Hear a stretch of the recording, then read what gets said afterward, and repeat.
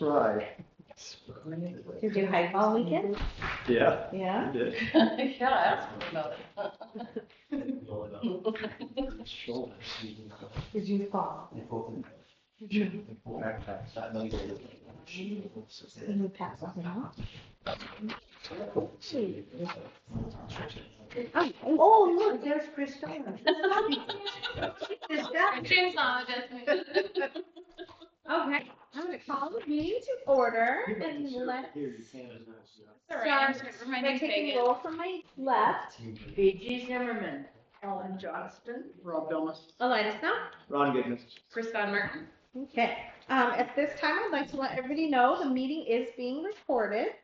And please stand for the pledge of allegiance. I pledge allegiance to the flag of the United States of America and to the republic for which it stands, one nation, under God, indivisible, with liberty and justice for all.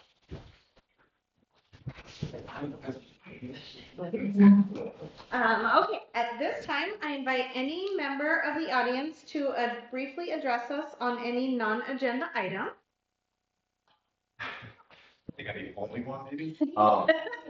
Nate Gassman. I'm the got two kids in school, Johnson and Lysander, sophomore and senior, and I'm here to ask if there's any information this board can provide for discussions, deliberations that are going on about the reduction of potential athletic events. I've heard rumors, someone mentioned earlier, that some of this is like participation and trying to get rumors squashed as possible. But there are rumors that soccer, tennis, I think golf, cross country are potentially being cut from the school programs.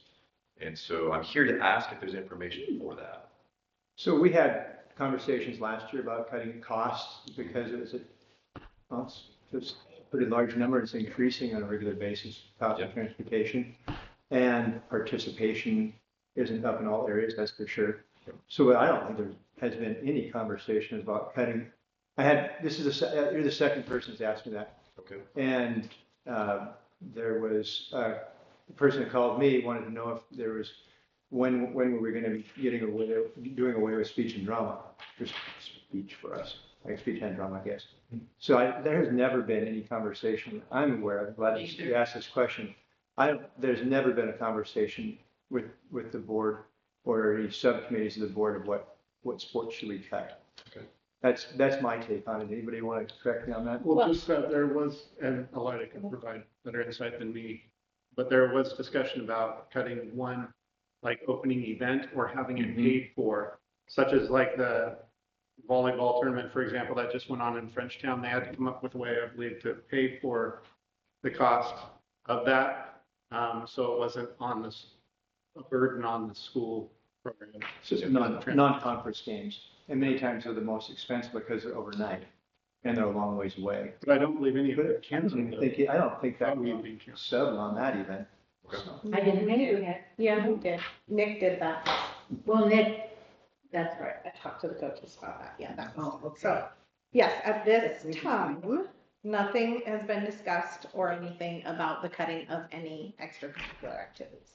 All right, that's good. I guess with that though, if there are opportunities to participate with the board in cost saving measures or promotional saving measures and things like that, I just offer my services to however I can support what you guys are doing. So the more kids we have doing more things, I think you said there was 320 students in the high school, and we're looking at about 100 that participate pretty regularly and all sorts of things. So any opportunity we can keep them active and doing things, I think that's what most parents are looking for. So if I can be of service, please let me know. Awesome. That would be great. If you Thanks for coming. Yeah. Yeah, thanks for showing up. You screwed yourself over. Now you have to explain. Well, Like, what do you mean by having ways to pay for this, Nate?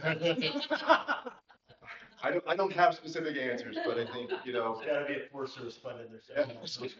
yeah. Hey, we're trying to save money too, believe me. Do you guys have Forest Service buses? Hey, we had to borrow your bus one year. That's I true. think they call them the battle buses now, which I love hearing that. That's right. I think they actually took, one of the battle buses and, a minivan down to Missoula last weekend, so That's fine. help support, I guess, or save costs, so. I guess if parents have to drive, I can drive. Thank you. That is a truthful thing, those buses, because the coaches do not like, and I agree with them 100%, to go to Browning for a speech meet and then have to drive there and back, and they get done at 5, 6 o'clock at night, and they've been left early in the morning, and they're coming home at 9, 10 o'clock at night. That is not a good situation. Right. No, Having drivers would be a nice thing. Yep. yep. Again, I think we can communicate with our coaches that we participate with. So yeah, I think, that's great. I'll pass on the word. I'll share to make sure that people understand there are no discussions, zero discussions about cutting any of the athletic programs. Perfect. Thank you so much. All right? Thank you. We're not believers in sneak attacks. Well, I didn't think so, but Thanks for coming to find out about Yeah. this little gossip. believe me, I can understand. Have a good night. Okay. Okay. Okay, at this time, we need to set October's meetings. So we have Monday, October 7th at 4:30 for a special board agenda meeting, and Monday, October 14th at 6:30 for the regular board meeting. Does that work for everyone, as far as I know? I move that we set the October meetings for October 7th at 4:30 for the agenda meeting. October 14th, the regular meeting, 6:30 PM. Second. I have a motion by Ellen and a second by BG to set October's monthly meetings as listed. All those in favor? Aye. All those opposed? Motion passed. Okay, consideration of minutes postponed till October. So moving on, let's do budget and finance. Okay. I make a motion, we approve the trustees' financial report for August 2024, total of $604,185.66. Approved warrants are 16763 through 16857. There are no voided warrants.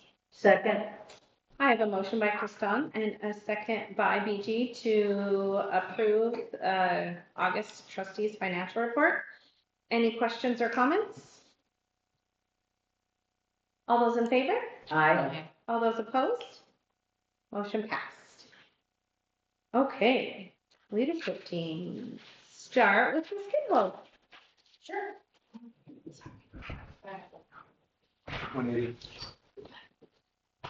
Can you see it on the screen here? No, we can't.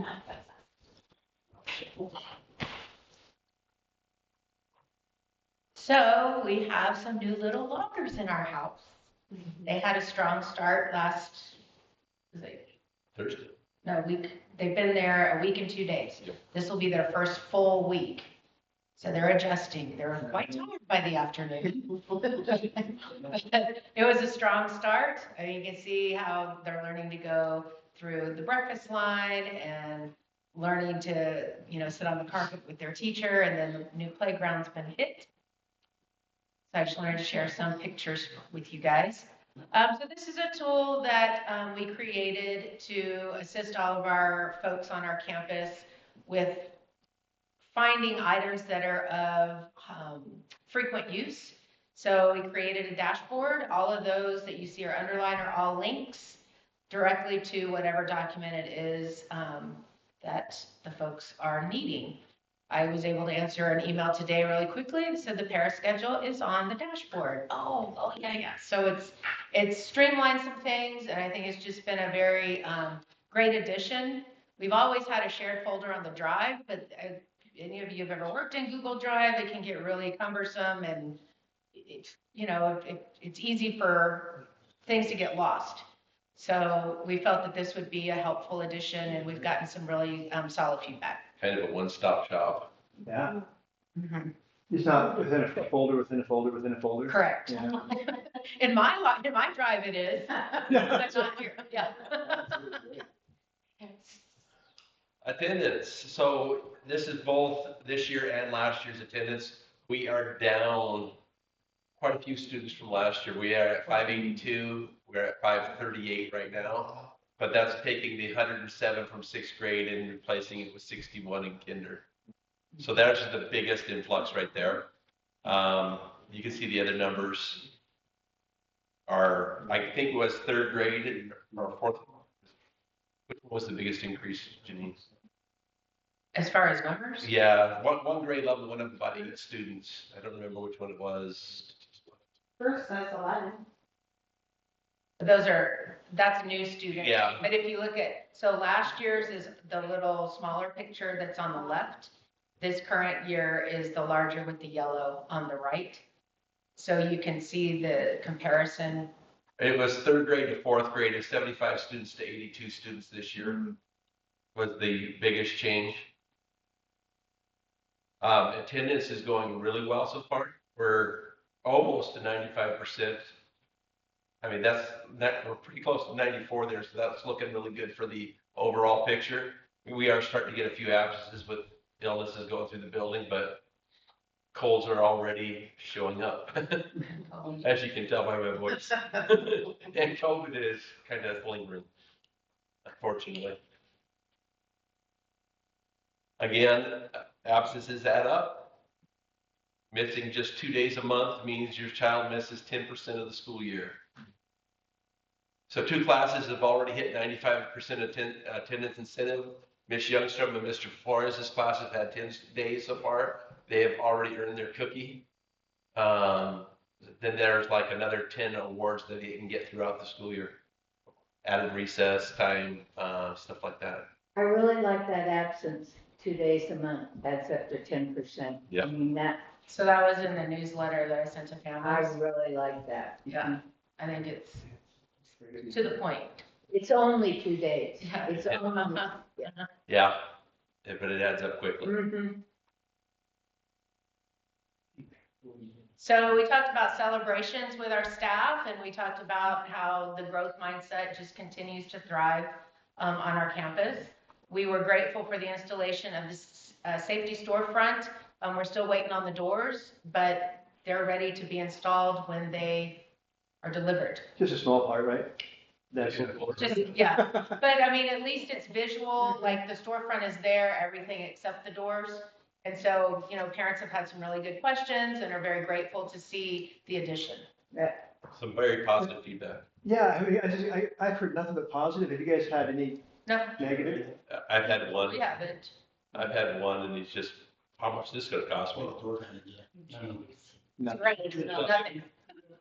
Nothing. That's Exactly. Well, it's rent, and I'm still paying for it. Most people are saying that it's about time. Yeah. I've heard a Yeah. lot of. That's exactly what I'm hearing. Yeah, so they're grateful. Also celebrations, we have additional cameras that are going to be installed on our interior and exterior in places we weren't able to install with the initial purchase, so it should be less blind spots because it's just a great tool to have that eye in the sky. Our summer maintenance projects went great. The new playscape is a hot item. All grade levels love to play on it. We will have the dedication on September 30th with parent council, Are we still doing that? as far as I know. Let's check that. We might have Yeah. canceled that. That might have been what the pictures were the other day. So let's check that one. Okay. And we just celebrated the addition of all of our new teachers and other staff members.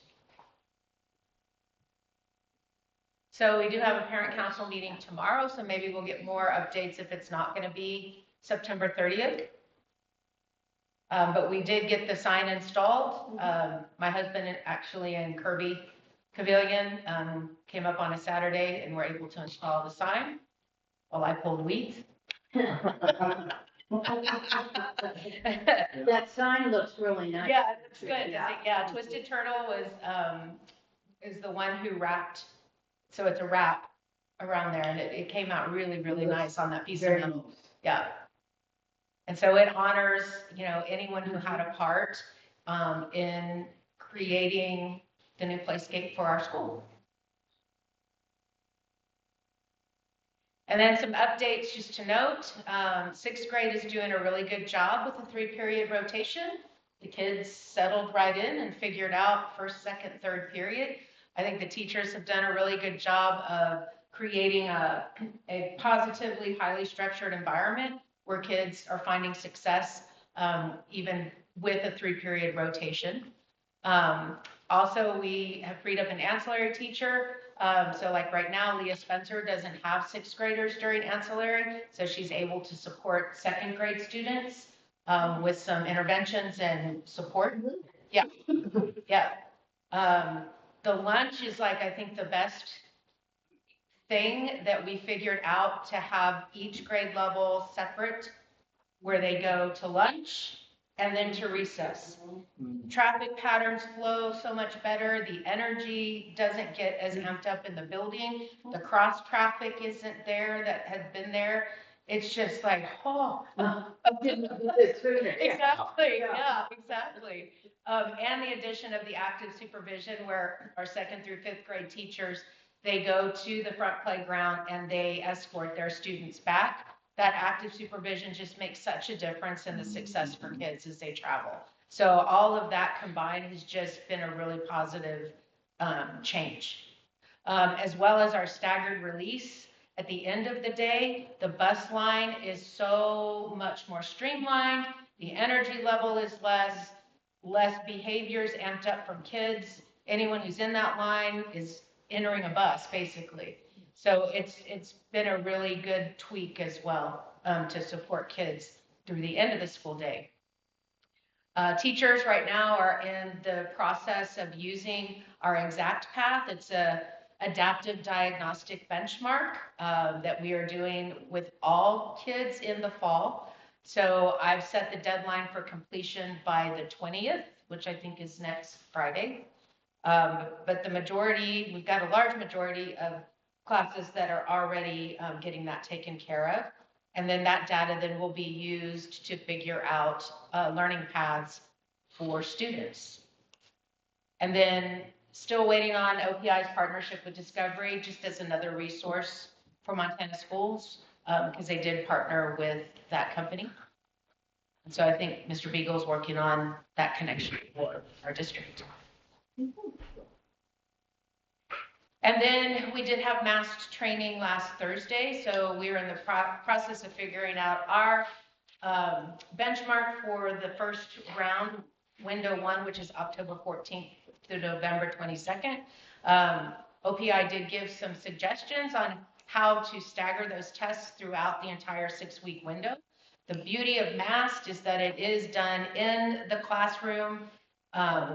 It's not anything that's going to pull kids out or shut down the campus, or it just becomes a part of what happens within the core area classrooms based on math and reading. So it's exciting to see. I'm curious to see the results and how it's presented, but I think it'll give us data much more quickly and then be able to make those instructional decisions to support kids and their learning needs.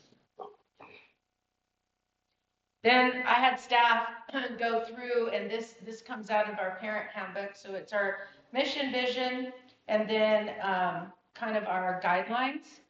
And so there was some really good conversation that came out of just having staff read this and have turn and talk about what that means for them and what they do for kids at Libby Elementary.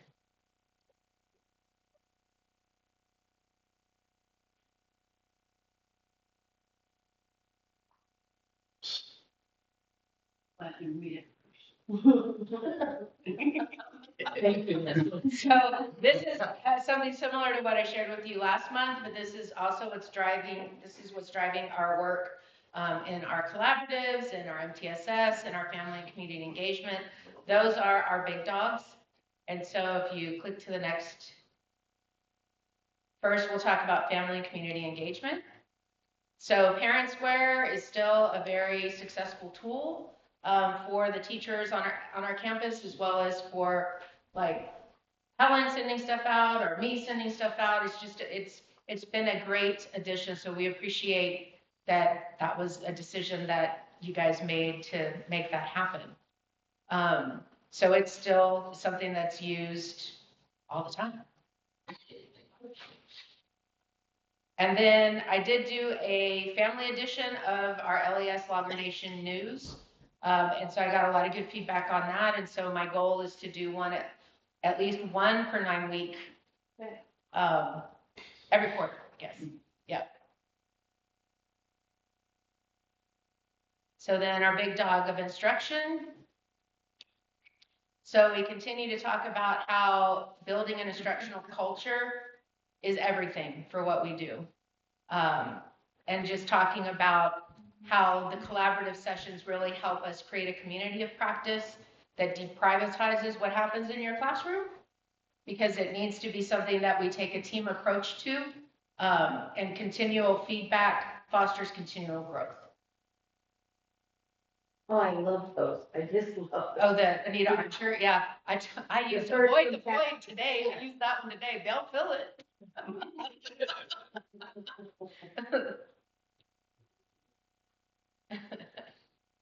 Did the teachers come up with that list? Did you come up with it? That list is actually from Anita Archer. That sounded like Yep, Anita. it's her. It's her Archerism. Because when it was, Yeah. teach the stuff, not the fluff, I thought, That's I've it. heard that. We also will continue to embrace the 2 books. Like last year, we did a book study on engaging students with poverty in mind. So this year, it's how do we use this resource to continue to inform and shape our work with students.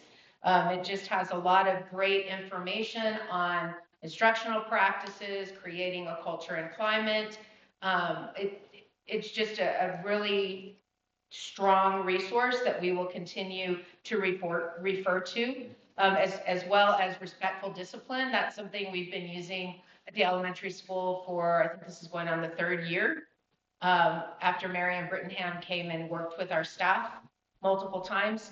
And it's just a great resource, again, to look for, oh my gosh, this kid wants so much attention. How do I build it in on my terms? Well, she's got all kinds of strategies and ways. So they're just both great tools that we're going to continue to use.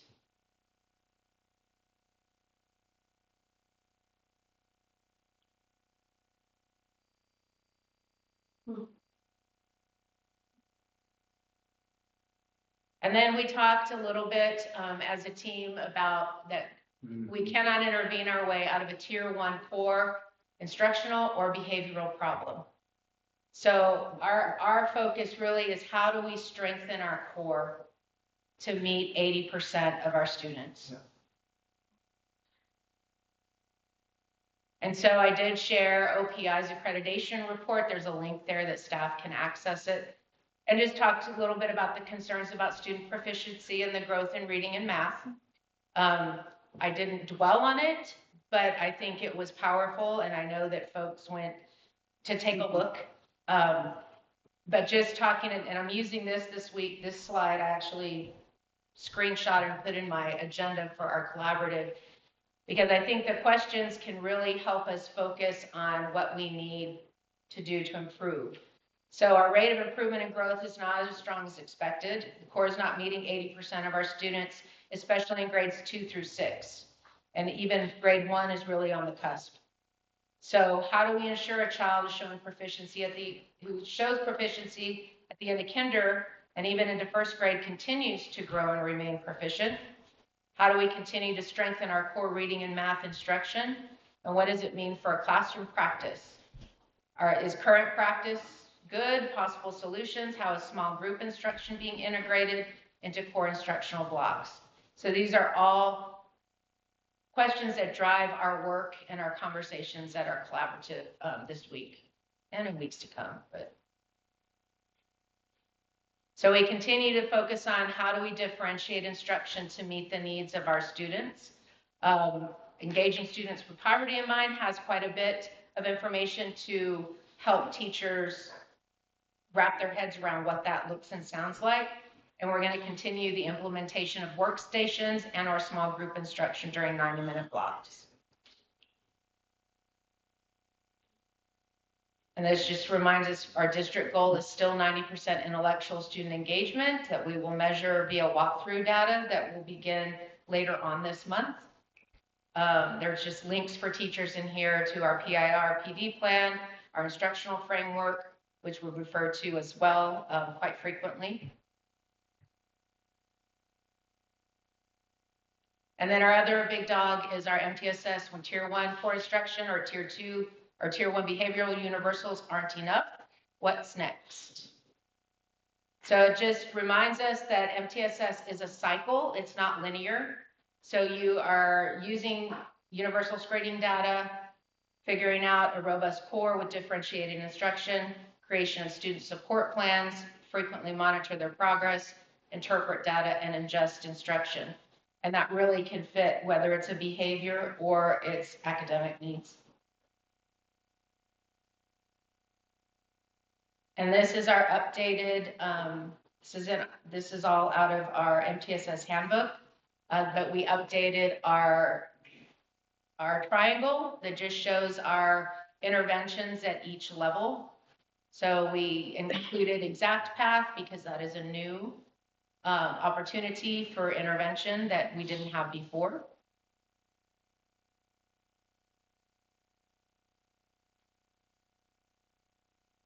And then our continued implementation with our MTSS framework. Branching Minds is the platform where everything MTSS lives that's directly connected to a student. This is going into year 3 of our implementation, and the goal is full implementation. So any child that's receiving any sort of intervention, we will be able to have that data tracked. So it's a collaborative effort, and anyone serving that child can see if it's working or not. And then it gives us a place to house, for example, link to ABC forms, it's in there. If there are safety plans, it's in there. It's all connected to that kiddo. So we've phased it in. Now we're in year 3, really striving for full implementation. So our interventions and workshops, historically, since even I think pre-me, it always started around mid-October. So this year, in talking with our instructional coach, I said, what if we used last year's data to get workshops started sooner? Even if it was tiered, like for literacy, we can tier it, it does it for you in our system, and then focus really on building background knowledge and vocabulary and helping to build those skills starting mid-September. So it's a whole 4 weeks earlier. So that way we're still in the midst of getting our beginning of the year data, but we're already using our workshop time now. And some grade levels they started this week. Good. Yeah. So it's just kind of rethinking how do we use our time well and wisely instead of waiting a whole nother month.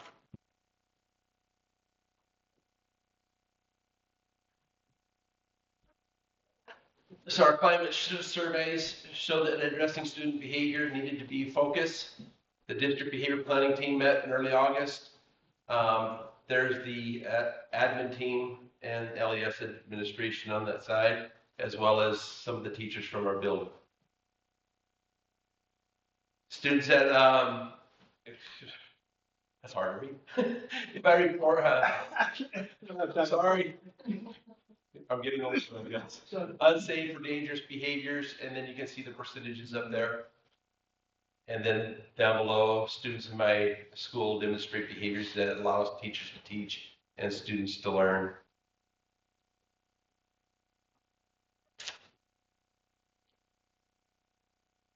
So because of that, we added a few teams to our leadership teams on our campus.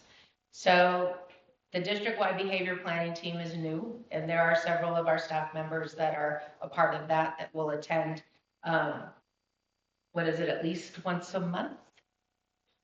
Yeah, it's not all months. That's right, that's right. Then we've got our Tier 1 MTSS school level meeting. We've got our SLT for academics, PBIS for behavioral, and it just tells you when they meet.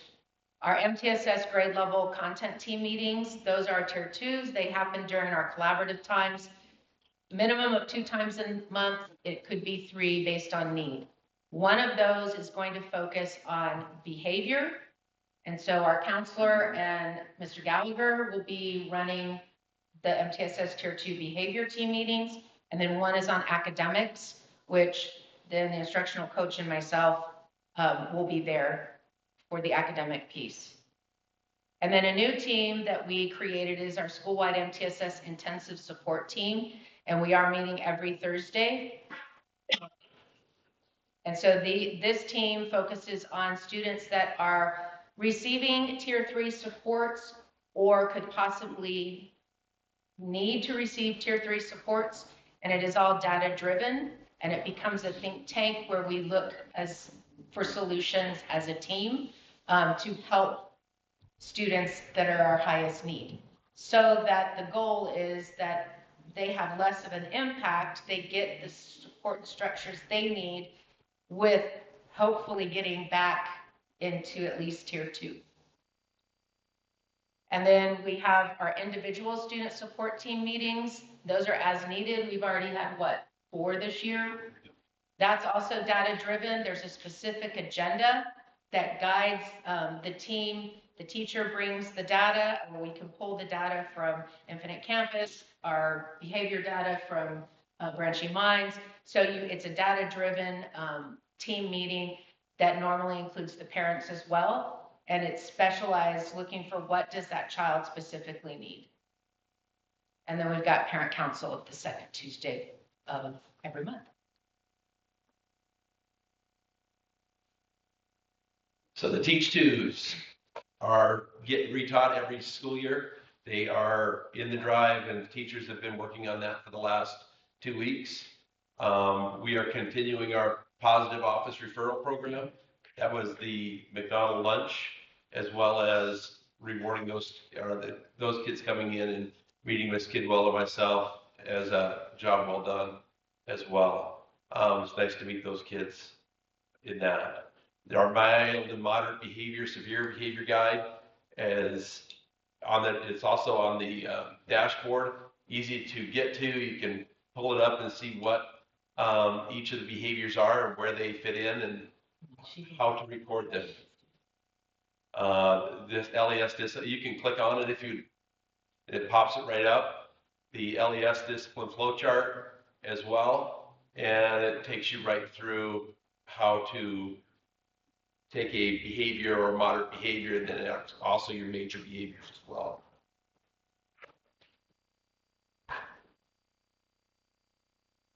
What to do through each step. There's your levels of behavior. Your minor, moderate, and severe infractions. Your minors are taken care of in the classroom. Your moderates are logged in Infinite Campus, Branching Minds, and your severe majors are in Infinite Campus.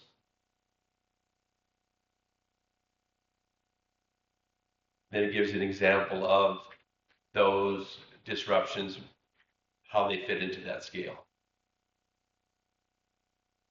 Why aren't moderates tracked in Infinite Campus? They class them different than that. Because of the way our systems are. Because Infinite Campus is tracked by state. And at this point, the moderates, we're showing that we're still working with children. And then after 2 moderates, then it becomes what we would call chronic. And then it's flagged in Infinite Campus. And so we can pull behavior data from 2 places. So it's not an office referral, it's a moderate thing. Moderate is not an ODR. Yep. And in our MTSS pathway, will show what that looks like in a minute. Documentation on moderate behaviors are in Infinite Campus. There's actually a how-to in the dashboard as well on how to log each one.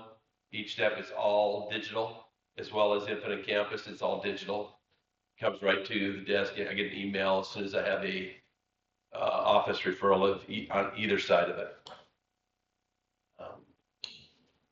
Then there's the anti-bullying policy that is in the school website, and the kids can pull it up and they can fill out their own bullying behavior as well.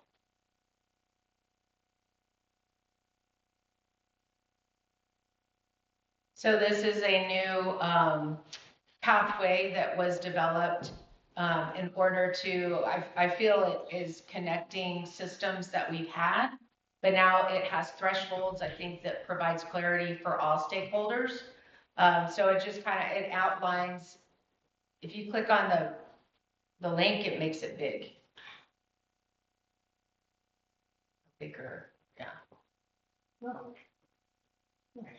So you can see, like, it just goes over what are our universals, our benchmarks, interventions programs, who delivers, person delivery, and then it goes into office discipline referrals. If there are 2 or more in the first month of school, that's going to trigger a tier 2 intervention. And here are some possibilities. So we're already on this track with a couple of kids.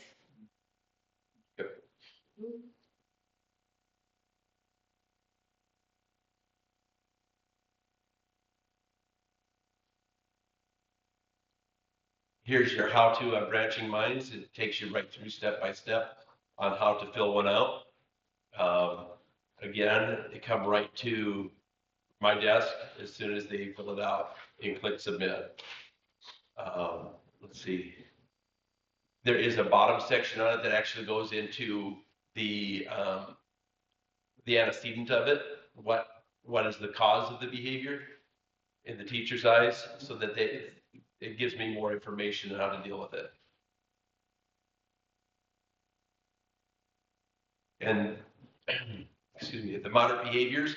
So I have 55 moderate behaviors so far. Of those 55 behaviors, 24 of them in first grade.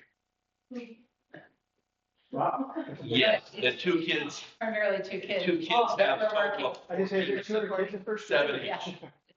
So And they're both new kids, new to our district. 19 incidences on Fridays. So it used to be Thursday was my heavy day. I guess this year it's going to be Friday. But we've also had 3 Fridays compared to One Monday. Yeah. Go. Monday is our low day so far. Except for the day it probably added to it. It was interesting. 12 moderate behaviors in second grade, 2 students having 4 of those behaviors. So it's always interesting to get the data. 19 incidents of defiance, disrespect, and that's that huge long line up at the top. You click on it, it tells me how many incidents of defiance. And what's nice about this system, to me, it gives, for the moderate behaviors, you can filter all the way down to teacher level.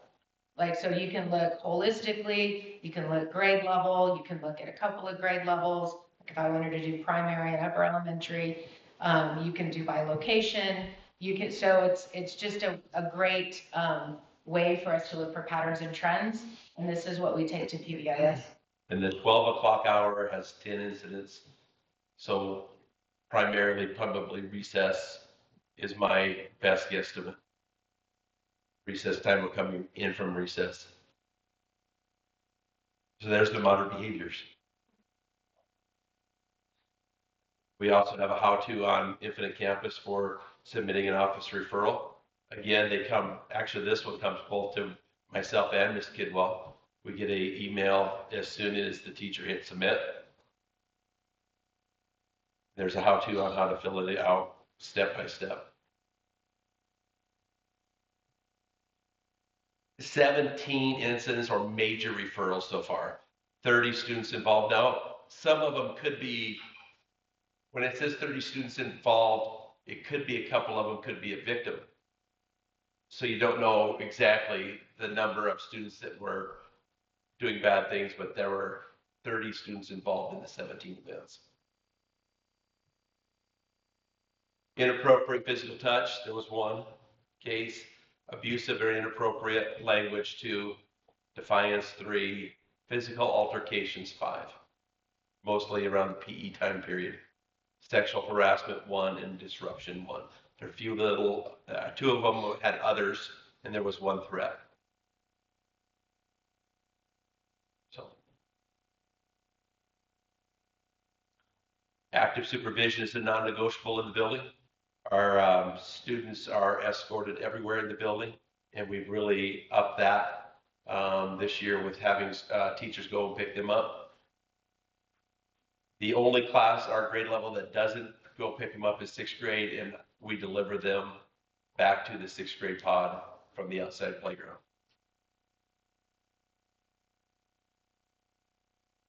Every section of the playground is supervised.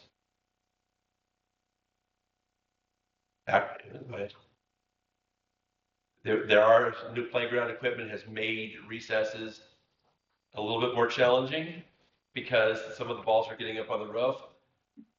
Imagine that. And it gives kids Yes. a focus. Yeah, it gives them a focus, gives them foursquare to play. Basketballs outside, which we haven't had in the last 3 years, and now we have equipment out there every day, and it's a hit with a lot of them. Great.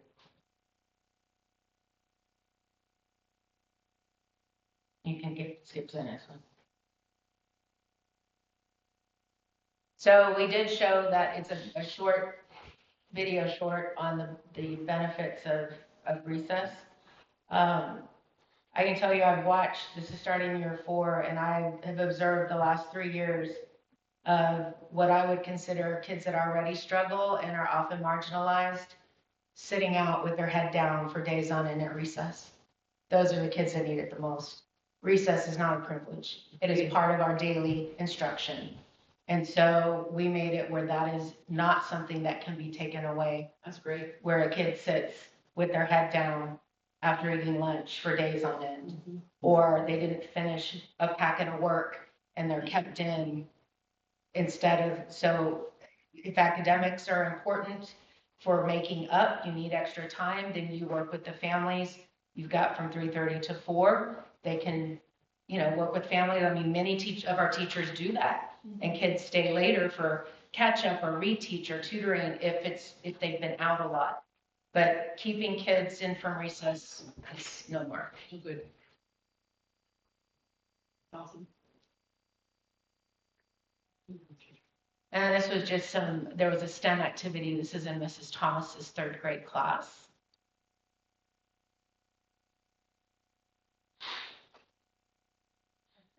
That's it. Okay.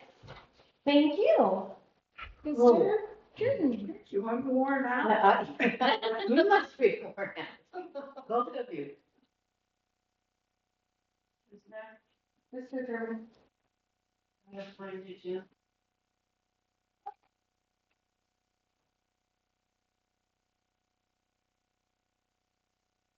This is going to be a quick overview of what we came up with the first 3 weeks. A lot of the things that we talked about earlier this year, I'll just give you an overview of it for right now.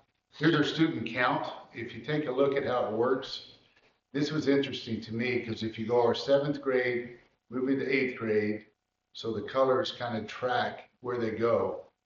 So we brought in 104 of the 7th graders.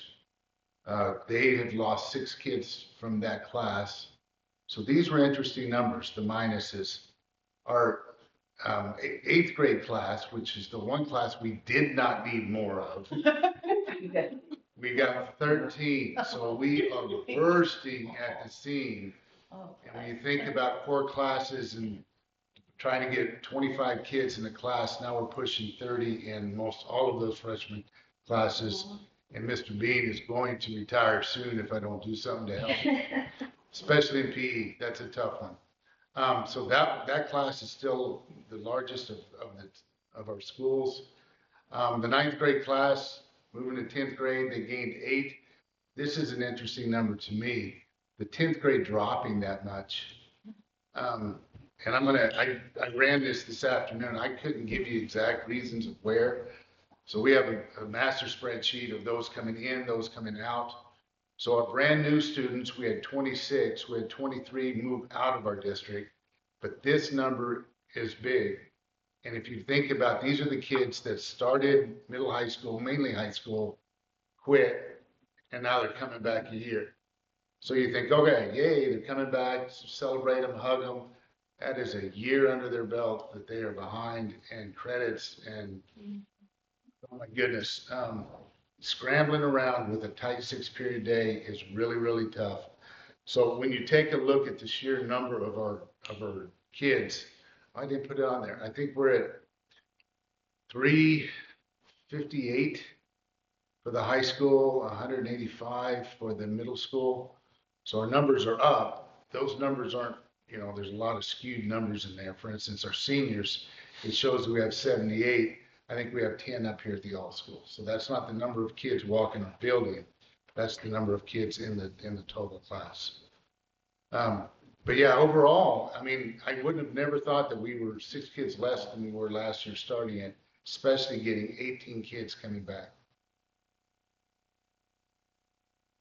So we have 2 big goals that we're going to be working on. I'll just do a quick overview. You've seen it before. We are working on we've done the what, we've done the alignment, we've done all of our planning. We are focusing on the how.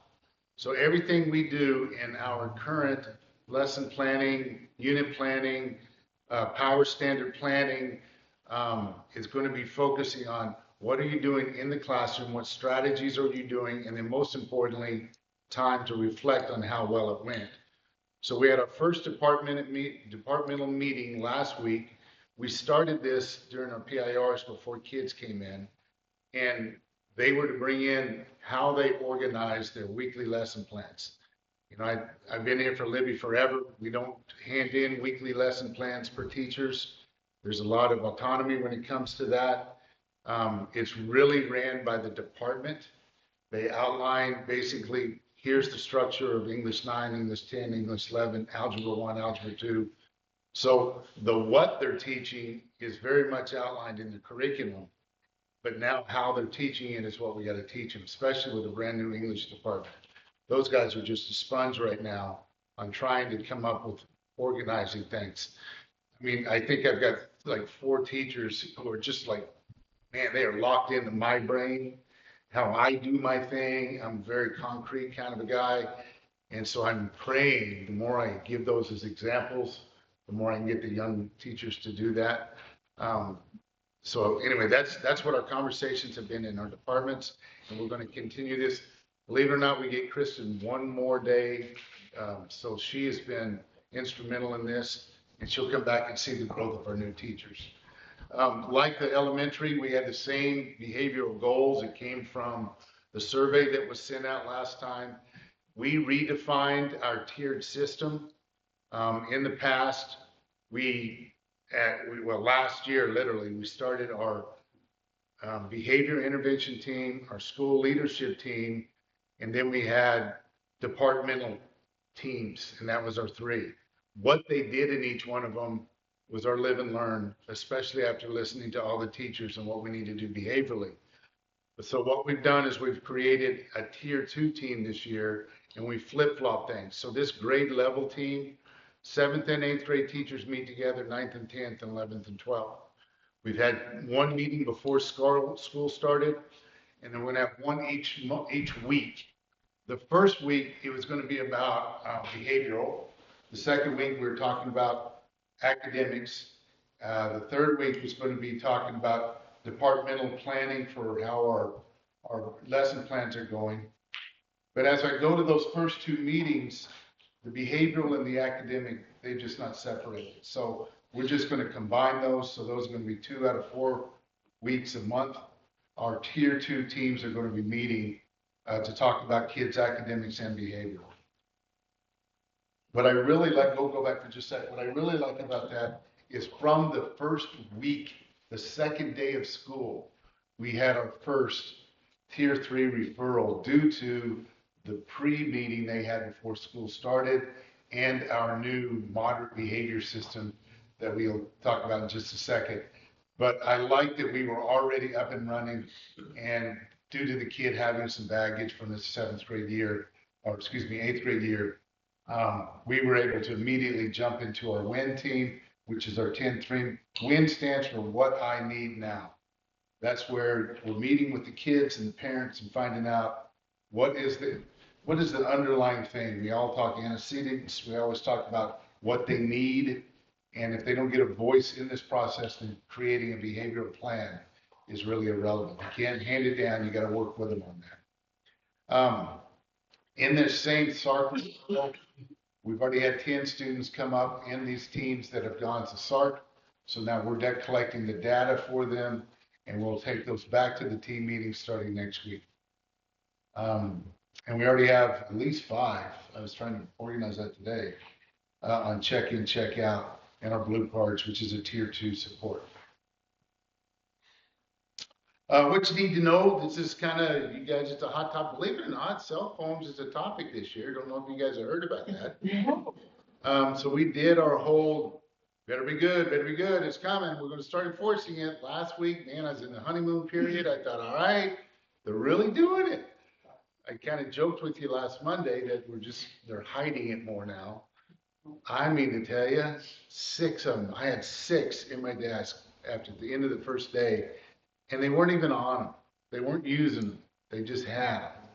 So that part's going to be there. When I say more data's coming, I promised you guys that I'd come back probably in your October, November meetings with more specific stuff. The hoodies has not been an issue. The kids just quit doing it. I appreciate them doing that part. My biggest worry, and Josh was a part of this, and I appreciate his efforts in our PIRs, of trying to get everybody to identify the 2. Last year we had minor, and then we jumped all the way to major. So this is the stuff that we stole from the middle school, the elementary. I love the moderate thought. There's things that need to be tracked. We track everything we have in our Swiss. Minors are basically refocuses, stuff that they're just trying to make a point with. We set a point, 5 of them, it becomes an office referral, parent comes home, and then 6 and 7 starts.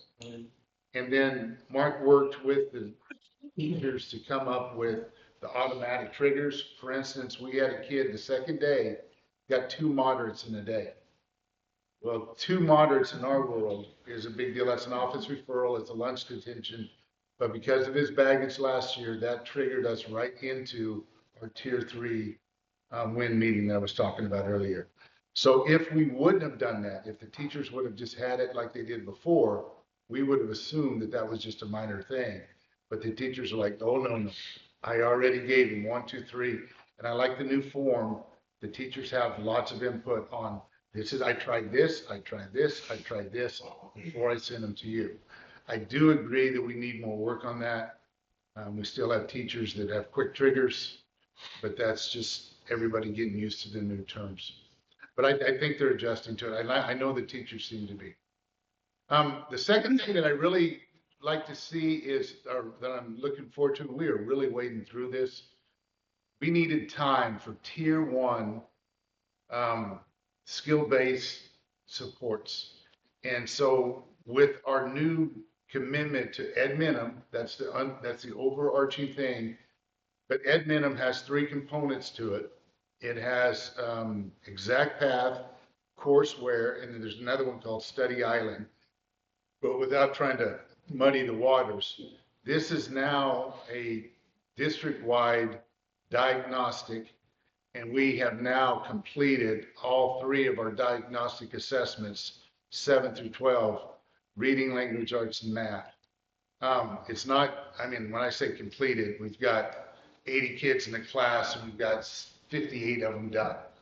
So there's a lot of kids that still need to get them done, but that's fine. It's kids that start up.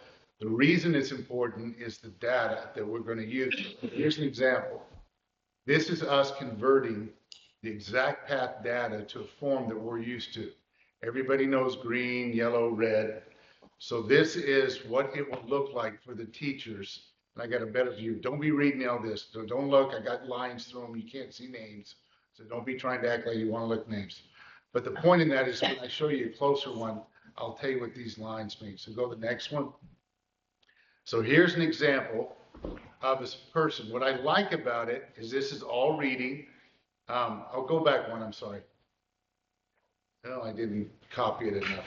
At the very bottom of this page, there's 7th grade, 8th grade, 9th grade, 10th grade, 11th grade. So we have all of the reading in one place. So when the reading teachers want to find out how are their kids doing, how they do in their diagnostic, they have one place to go to get it. They'll have a whole nother spreadsheets for math, 7, 8, 9, 10, 11. They'll have another one for language arts, 7th, 8th, 9th, 11th. Okay, now go back to the other one. Here's the part that's interesting to me. So when you look at their terms, you've heard this, meets, approaching, below, exceeds. These cut scores are national percentiles. So everybody's used to those, especially at our age of students. National percentiles is what we live and die on. So I like that Exact Path is big enough nationwide to be able to compare to the rest of the nation. This is our first test. We'll take another one in the winter, and we'll take another one in the spring. And this Exact Path will show us our progress monitoring on if they're improving or not. But watch this. The lowest, I don't know what it stands for, it's basically grade level. A diagnostic, if I miss this question, it takes me to the one below it. If I get it right, it takes me to the next tougher one. So this tells you how far down this kid had to go before they got one right. So this 7th grade student in this particular one with a 9 had to go down to the kindergarten level questioning to be able to get it.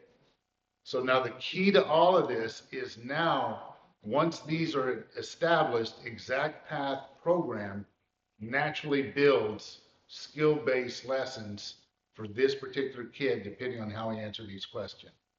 So that's going to be massive, because if you had teachers like Deanna would take the ACT, find the questions they missed to pre-ACT questions, and build up mini SATs for kids to practice on.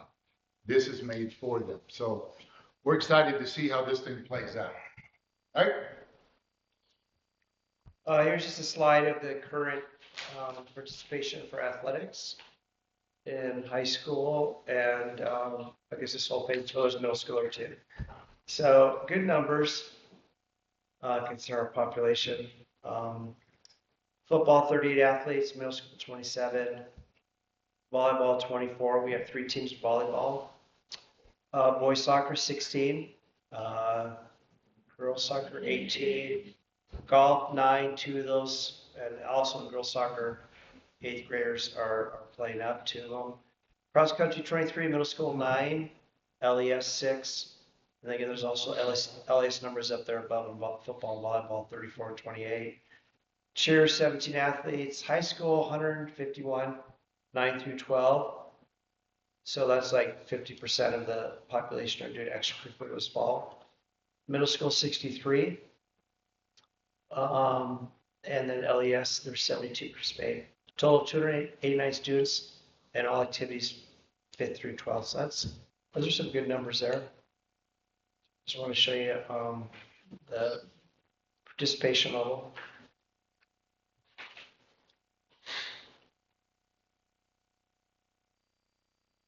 I think the other slide you already went over with them last time. There's a number of coaches that you had. Oh, could be, yeah.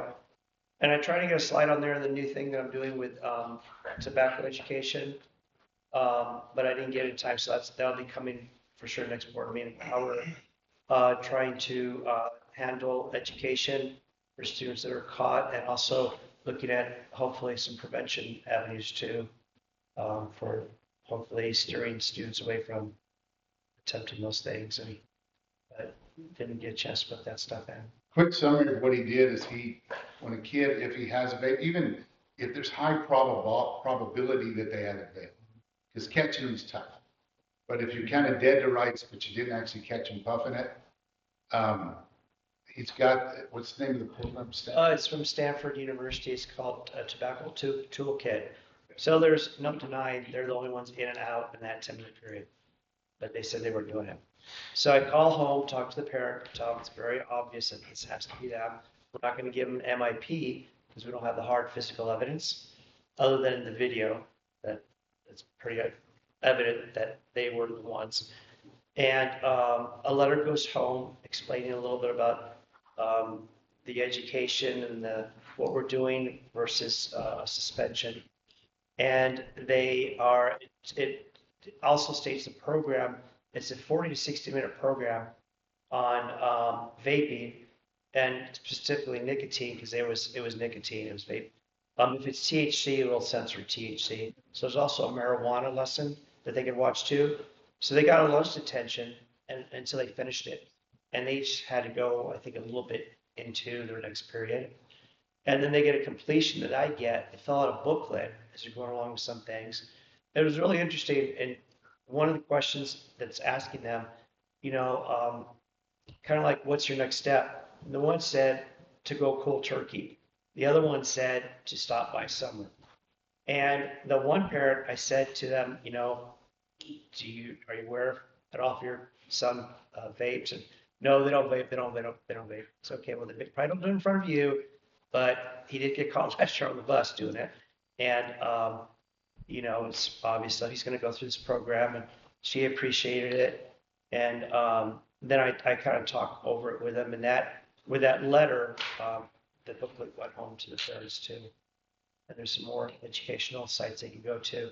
So that would be the supplemental assisting, helping someone who is vaping. And then hopefully we're going to also, I talked to Mr. Goodman about it, get some resources for the prevention of students that are maybe thinking about doing it. Get some avenues that way.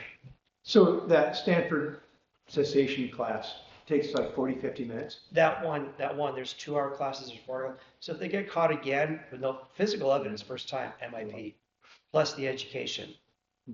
And then there's several classes.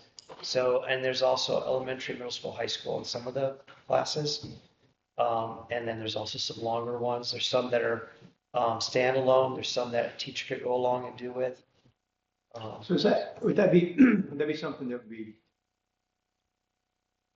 be appropriate to have like a whole group of kids take it? I think so. Okay. I mean, it would act as prevention. Yeah, because they do a vape unit, tobacco education unit in health. Mm-hmm. That's for freshmen and sophomores. I think they all get it. But, then there's the sophomore, and there's the junior seniors that continue, and, even younger ages with prevention. The program also has a series of posters. So I print them all off, and they're one near each bathroom. I'm going to rotate them every 4 months. So it's very, very evidence-based. A lot of schools are using it. So I'm excited that when the sensor identifies them, we can help them, get some information. So I'll have a little bit more of that. I'll just chase you down. I'd like to do that with some kids upstairs as far as prevention. What's that? I'd like to have the kids upstairs do that. Yep. It's really good. It's really good for them. And I was really impressed that they stated that in their little booklet. The one said, I'm just going to go cold turkey. Mm-hmm. And the other one said, yeah, it's to stop by summer. So what's the answer? That's the first step to the answer. Yeah. To admit that they got a problem. Just to get them That's support all. and positive influences and, continue. I go cold turkey on my extra eating of dessert every day, actually. Never gonna do that again. Never gonna do that again. Well, hopefully the parents play a role too. Yes. The letter, the call, and that booklet. So. Cool. Okay, is that all for you guys? Okay, Mr. Beagle. Okay, I just feel bad because I never have a PowerPoint. I was gonna impress, man. So I made this. It's short, but I made one. So, go ahead, Leslie. So just so you know, obviously we talked a lot about the preschool last year with the changes at the state level. So right now, we have 32 kids enrolled in our preschool program. We kind of max out at that 36. 27 of them are 4-year-olds. 4 of those are 5-year-olds that we do not get funded for. We're servicing those kids because it was the best thing for them and helping get ready for kindergarten. They come into next year. And then one of those kids is actually, they're on IEP. They're actually in kindergarten too, but we're serving them at the plumber for their LRE, least restrictive environment.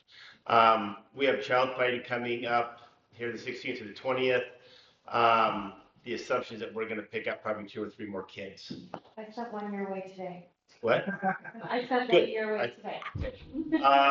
And if you guys remember, 34-year-olds was kind of the magic number with the funding to have our preschool break even. So we pick up 3 more 4-year-olds, then that program pretty much should be self-sufficient looking at A and B money. Again, remember some of the changes that just kind of has caused us a little bit of issues to work through. We have to offer breakfast. Now we have about 10 of our kids, so half our kids, third of our kids are taking breakfast. So again, just kind of a change in our little world to make that work with the staff we have. We also have to offer busing.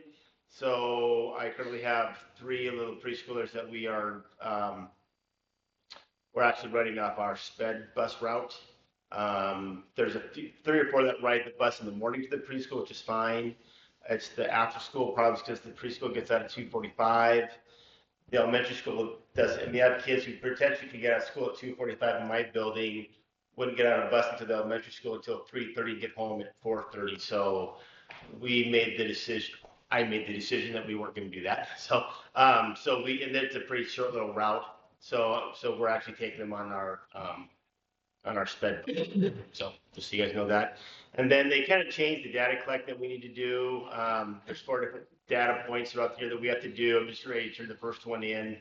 And then just to remember, it's an early literacy preschool only. And in order to qualify as a 4-year-old for our program, you actually have to fail the early literacy test that we give them. So that's how that's kind of working. So, but excited about everything's off to a good start. Excited about what the preschool looks like. So, but just so you guys can know where we're sitting at with that. Know if our numbers change. Just curriculum stuff that I'm going to start working on. Ron and I had some meetings, and then I think Jim was involved with our CTE program and kind of our technology review. We are working with the Flood Community College, basically because they're offering to give us money to do it.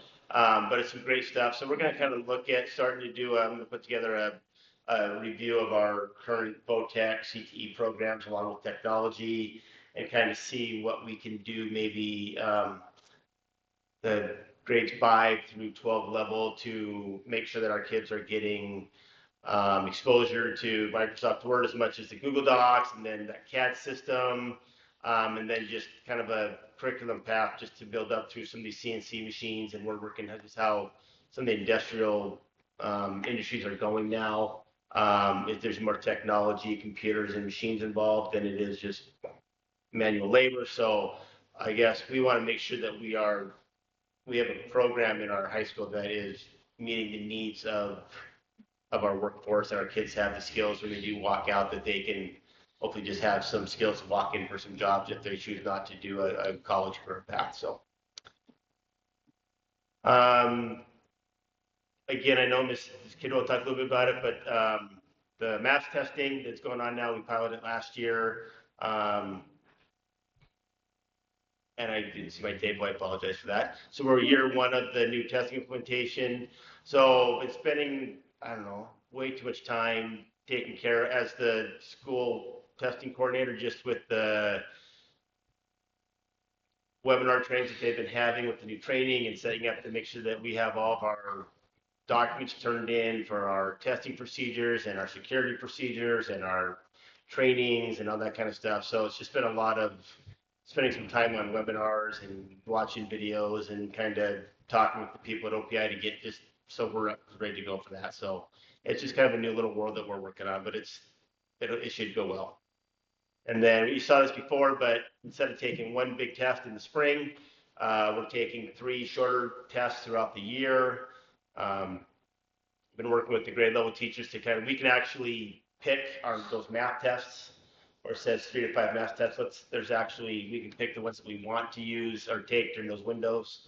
So when you get on to do it, the test subjects, you put in what curriculum we have, and it actually tells us what units and chapters those topics are taught at, so we can align these windows, and then we'll take 1 big one in the spring. Seems like it's a lot of testing. It's a lot more testing. They're just shorter chunks. So hopefully it's something that turns out to be beneficial for our kids and for the state. What is the difference between BOY, NOI, and EOY? Yeah, Beginning of the year, middle of the year. Okay. I was thinking. So it's just years. I saw that when Yeah. I was like, Yeah. I don't know what that means. Beginning of the year, middle of the year, end of the year. So just that's kind of stuff's going on. So we've been working on that. We're ready to go. Next one. Just a quick special ed thing. Right now, we have 149 total kids in our district with IEPs. That's pushing 12%. So 48 of those at the middle high school, 52 at the elementary and Plummer. And there's just 49 that are just speech only, pre-K through 12. There's still another 3 or 4 that we have just transferred into Libby that we have not brought their transferred their IEPs over onto this list. So that 149 is probably going to be closer to 159 probably by end of October. So it's just and I would say 30% of the kids we have probably have some type of needs that we have to accommodate. So it is a issue. Both the buildings have done great jobs of revamping kind of how we were working in some of our sped rooms, and they are operating as smooth as I've ever seen them right now. So I'm really happy with that. Then I also have, I don't know if I've mentioned Ann Garfinkel before. She is actually consulting with us this year. She's actually in town today and tomorrow, observing, modeling some of our functional rooms, our behavior kids, just to support those sped teachers as much as we can, and just make sure those programs are being successful. So it's off to a good start, but just again, it's a lot of IEPs, a lot of meetings, a lot of paperwork. So just to give you an idea of where we're at with special education. And then obviously we know we're in the last year of our literacy grant. That's just it. They owe us more money is what they do. They owe us at least $10,000. It's supposed to be more. We were supposed to have had it before August. Still waiting for them to release it. So that was, so at the bottom is just the response I got when I said, hey, where's our money at? So we're still just waiting on that extra $10,000, which the majority of that's probably going to go towards professional development stipends for some other trainings. And How did you ask for that, Scott? What? How did you ask for that? Where's the money? I said, where's our money at? Oh, You said you were going to give us more money. And then I don't know if I'm going to steal Ron's thunder or not on this guy. But Ron just posted this today. Our wonderful OPI has finally got the funds together, or has got the approval of the state of Montana. Just received another literacy grant from the federal government. It's a $50 million grant. And so this one's going to be called the Comprehensive Literacy State Development. And so I will start digging in that tomorrow and seeing what we need to do to apply for that. So hopefully, possibly by next year, the possibility of having another literacy grant to help fund a lot of our projects. So we knew it was coming. We were just very patient to get the official word. So Ron forwarded us the letter out today that Elsie had announced that we kind of finally got this literacy grant. So the paperwork for all that's going to start here. Wasn't she opposed to that in the past? Yes. Yeah. Just enough to make you sweat a little. Yeah. So I mean, I'm not saying we're going to get it, but we'll go after it and just see. Hopefully, we can get it again. So at least it's something to go after with some opportunities to continue some stuff we've been working on. So How big was the last one that just ended? about that same size. Talking about the state's money or our money? That last reading state. It was about the same, about that 50,000 or 50 million. We got about 3 million. We were 500,000. We were 2 million. We got about 500,000 a year for 4 years. So we were about 2 million. Yeah. So that's it. You guys have any questions about any of that?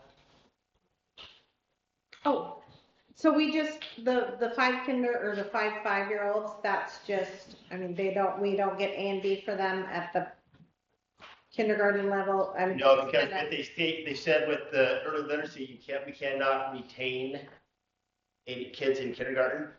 Sure. So they're not ready for kindergarten right now, and so I mean a couple of them have IEP, so we're getting some funded through Medicaid and through being community kids through the special needs program, but we do not get A and B for them because they're technically not in kindergarten. We can't count them as preschoolers. Gotcha. So, Okay. but again, it was kind of what we thought was best for Absolutely. kids. Okay, Mr. Goodman. Yeah, I don't remember those. I heard earlier today, as far as, I think Mrs. Kidwell said, how much parent square is being used. This is 9 days, 9 days into this month, and so currently the elementary school sent out 71 posts. The high school sent out 21 posts. This is in 9 days, by the way. This is not the month. The district administrator, that would be me, is sitting there with a goose egg, but it will come, don't worry. So I'm really pleased with seeing that kind of information being sent out. That was our number one ask from our parent group last year. We want more information, not just information like, you know, your kid needs to do this. They want to know what's going on at school, and that was the deal. So I really like to see, I mean, we have 92 posts in 9 days. And when you're talking only 4 or 5 days a week, there were like 10 a day. And so that's cool. The other things, next slide. And this is interesting. So parents get to choose how they get the information. And so 67%, you see the big number at the top, those are emails. And that's where most people are getting their information, text, and then the app itself, the second and third. Parents get to choose that. If there is an emergency, you push it out through. They don't get a choice at that point. It goes to their text, goes to email, goes to their phone. So that's a cool thing. There's the students, 1,087 students, staff and teachers and parents, 1,016 and 4 guests, whatever that is. All right, next slide. Cell phone update. I have this for you, and this is the paragraph before the survey that we're going to send to the parents, and that'll be coming through Parent Square as well as the governor's letter itself, which is very interesting. There's some information there that I thought was really great. It says, you know, the governor sent this out, and we're finding out basically how dangerous this is for kids. According to the governor, 97% of 11 to 17-year-olds have a cell phone at school. They average 50 notifications during the school day. So most kids are getting, if they have a cell phone on them, they're getting 50 notifications a day, text, emails, whatever's taking place on social media. And there's the big issue, the big problem we have. The other thing I'll give you a hard copy of this to board members, but board, they're currently looking at updates to existing policies.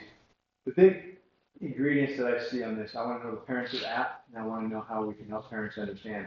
Because it's not going to solve the problem if we found the magic machine that strips these kids of their cell phones when they walk through the door, they're still going to have a lot of time where they can be damaged. I mean, that's the facts. And so I've had conversations with several parents about what their kid does. And sometimes it's astonishing. You know, my kid spends, you know, all evening on YouTube videos in his bedroom sitting by himself. Yeah. And so again, in reading the ancient generation book, one of the things that kids are missing out on when they have a cell phone is they don't get these interactions. So if I say something to Elida and she looks at me and scowls at me and tells me that was really dumb, the likelihood of me doing that again goes down. But if they never have that interaction, we're having this generation of socially misfit kids. And I think that in my mind is the biggest issue. And then you find yourself disoriented and disconnected in the world. And there's where the anxiety and depression comes from. So it's a big issue, not only for our school, but for our parents as well. So you can read, I have a hard copy of that, but if you want to look at that, I'd like to send that survey out in the next day or two. We're going to give you a hard copy of it as well. You can say, I'd like to add another question. We'll get to the question. Go ahead. Fall climate surveys. Yes, it's getting time to do. We do this every year, fall and spring. And I believe that we are going, our two main goals is number one and number two. At my goals to improve. At my school, student behavior to allow teachers to teach and students to learn. And the other one is if I report unsafe behaviors, AI, there it got me. I can be sure the problem will be taken care of. Both of those questions we didn't do well, and I really appreciate the teamwork that's been taking place. So we now have some safety procedures of what takes place if a student says or does something. We have behavior teams at all the buildings, and I think everybody, you see that moving forward in the buildings. I just appreciate that very much. And then, of course, Scott mentioned we have the training on behavior intervention plans. And Garfunkel and Simon, not just kidding. So there's a lot of stuff taking place. I think that we're going to see an improvement in that data. I would love to see it improve for both the students and for the staff. So, next page. Oh, we still have some facility stuff taking place. Projects to complete includes heaters at Louis Middle High School wood shop. Are they starting fires there yet in the morning, Jim? No, they gotta build up the wood pile. They put a what? They gotta build up the wood pile. Oh, okay. I'm sure it's getting a little chilly in the morning, so they'll be fixing that on the MEA days, right?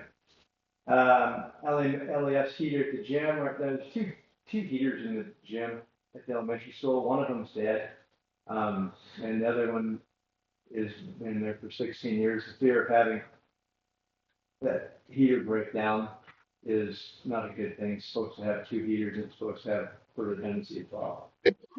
Preventative maintenance. Doors on the safety structures. We talked about that a little bit. That people like those structures. I think they look really sharp. Actually, if you walk in the building, I think they look better with that safety structures than they did without. Anybody disagree with that? I mean, I think they look really sharp, and I'm really pleased about that. I'll give you an example. Meth-induced psychosis with the safety structures. Well, how is that going to stop somebody? I think the biggest issue that's going to take place is somebody coming in the building with meth-induced psychosis, meaning they've been on meth so long, they don't work anymore. Their brain isn't working in the same spot. And the reason I say that is last week we had an incident here where we had one person who was pretty verbal outside, making no sense at all, and wandering back and forth like a metronome. And he was damaged. Yep, he's damaged. And they had another friend with him. Well, I don't know what he did. He just parked himself underneath the tree and sat there for a day. And so all of these things, you know, you're thinking about shooters and stuff like that, but this is what's going to affect our schools the most, is that person wandering in that is stranger than fiction, and it's not going to help make the school feel safe for everybody. Moving on down, so that's my meth-induced psychosis connection. Manganese sampling at Plummer. Lead and copper testing. Now we're going to be testing for manganese. So David's job is becoming more and more sampling water. It's just on and on. It's a long story, but you know, copper pipes used to be referred. Copper pipes have lead in them, even if they don't have lead solder. And now they're wanting to go to PEX because it doesn't have any lead in it, but it does have PFAS, which is forever contaminants, whatever. And so there is, at this point, there is nothing that I think you can get water to your glass without having some kind of contaminant that's being measured. And nobody really has a solution for it. Manganese is a naturally naturally in water itself. It's not anything that we've added to it. If you get too much manganese, it's going to do something to you. We haven't quite concerned. They're told what it'll do to us yet, though. The other thing, that last year, this not that I just disappointed, but Ben was at McGrade. The last 2 years, we've had, homeless people trying to hang out at Jerry Dean Park, and that hasn't gone well. Just because of the conflict between the people that work at McGrade and the people who are trying to sleep underneath the porch. And it's just not going well. Now they're starting to tear things apart. David had to do a bunch of maintenance on the gazebo out there. And it's just something that we haven't dealt with. So last year we started dealing with a little bit. This year it's happening on a regular basis. And yeah, it's a real problem. And then the other thing is that at Central Park, some of this big vandalism is taking place out here. It's a little park that we fixed up. People are damaging the swings. People are burning out on the grass, and these are new things we've never encountered. And so we're going to have to do some more surveillance with cameras. I just don't see any way around it at this point. I mean, quite honestly, I don't. I don't believe those school age students. I think these are, that you want to say 19 to 23. And so it's just, yeah, it's frustrating. And then the garbage. I feel like I'm going to charge McDonald's whenever they leave their garbage. They need to give us some kind of if you're selling it to somebody, you need to save up money to we can use pick up the garbage. Next slide. The alternative school. Currently 28 students at Central School. And I mentioned you guys as board members, Susie Rios I think she was working in a room closet at the county. And so she has moved in, we charge her a small amount of money. But it honestly adds up. You rent it out basically everything on the grade and everything here. An extra $1,200 a month. Why would you not do that? Especially if they're a benefit to us. So Susie being there is going to be a great partner. She has a good background in working with kids with tough situations. And so we're going to be meeting with her and we're trying to have every weekly meeting just to see what's going on upstairs and get those people involved, as far as Susie, myself, and Dean and Jeannie Nadali. Picture on the bottom, that's Mrs. Nadali. She is a paraprofessional that is supporting kids upstairs with Dean, and she is going to do a really great job of working with kids and helping organize Dean. And so the other thing is Edmentum. You mentioned Edmentum. One of the things that what we're doing this year, and the kids aren't really excited about it, but that's the way it all bounces sometimes. First thing in the morning, they do 20 minutes, and then in the afternoon, they do 20 minutes. So they do 40 minutes of Edmentum every day. And then why are we doing it? Both, it's a way to measure their growth. It's a way of level of accountability for the students. You got to get going. If they get going in the morning, they do pretty well. If they don't get going in the morning, it's hard to motivate them. And the same thing when they come back from lunch, you got to start going in that mode. So that is just, we're trying to get a little behavioral momentum there. And of course, it's increased structure. So other than that, like I said, I would say the kids upstairs, that whole issue of talking about those kids on a weekly basis with the teachers, myself, and Susie, I think is a really good deal because all of those kids are very at risk in lots of categories. So we just don't want to let them slide around and not be paying attention to them. I think that's my last slide. Okay. Okay.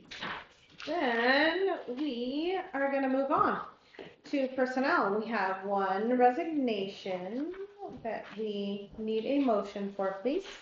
I move that we accept the resignation of Kelly May for the LHS assistant basketball coach, boys basketball coach. Second. I have a motion by BG and a second by Rob to accept the resignation of Kelly May as a Libby High School assistant boys basketball coach. Any questions or comments? I do have one question. Has it been opened up, I'm assuming, already? Yep. Okay. Okay, all those in favor? Aye. All those opposed? Motion passed. Okay, we need to approve the substitute list. And we can just generalize it. Perfect. I move we approve the substitute list as presented. Second. I have a motion by Ellen and a second by Rob to approve the 24-25 substitute list. All those in favor? Aye. All those opposed? Motion passed. I thought Tracy Shoemate moved. Did she move back or is that a different Shoemate? She just hasn't officially left yet. Her husband and daughter are down in Billings. Oh, She's just waiting to get her house kind of settled here and so before she moves down. So we're going to abuse her as much as we can. Okay, moving on to old business. Consideration of safe return to school and continuity of service plan. All the same? Yes, this is our last one, I believe. There's like 22 more days before you can spend the money. And Leslie has it nailed, so we'll be good. Yay. So all money is officially spent. Yes, and actually, just a little side note on that. Elsie Arnson, who is not afraid to share information, there are schools across Montana that have over $12 million in their ESSER account, and there's like 20-some days of school. But I don't know what they're going to do. There's literally, I read them off the business office. There was like 3 or 4 schools that had, the worst was Billings, I think, was at $12 million that's still in their account. I don't know. Yeah. Does it get sent back? And I think that's what comes, Did it get back? I think that's what comes, they publicized it. It's like, let your constituents know that you, yeah. Because they will lose it, right? Butte was like Big a guy. million. Yeah. Yeah, so Leslie, how much money are we gonna have left in our account on the last day? See that? Yeah. Good stewards. There's little copper wires all over the office. That's Leslie and myself fighting over pennies. So it's all good. Yeah, sorry. Okay. Then moving on to new business, consideration of destruction of fiscal year 15-16 business office records. So we need a motion with that, correct? Yes. I make a motion that we destroy the fiscal year 15-16 business office records. Second. I have a motion by Rob and a second by BG to destroy the fiscal year 15-16 business office records. Any questions or comments? All those in favor? All those opposed? Motion passed. This is really it. This is you. I move we adjourn. Hey, I have a motion by BG and a second by Ellen to adjourn the meeting. All those in favor? Aye. All those opposed? Motion passed. Mr. Rosheen, I have a quick question for you. Sorry, I'll make it quick. Yeah, that's fine. I'm just curious as to why we had to